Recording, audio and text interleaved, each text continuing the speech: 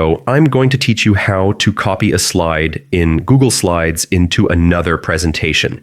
Whether you're a student working on a project or a professional putting together a slideshow, this quick trick will save you time and effort. Start by opening Google Slides in your web browser. If you're not already signed into your Google account, make sure to log in so you have access to all your saved presentations.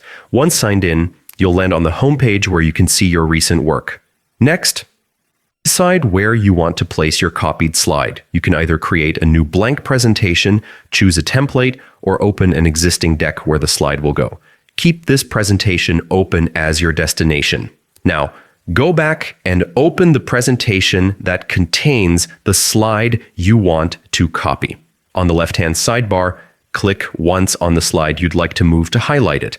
Then use the keyboard shortcut Ctrl+C to copy it. This takes an exact copy of everything on the slide, including text, images, and formatting.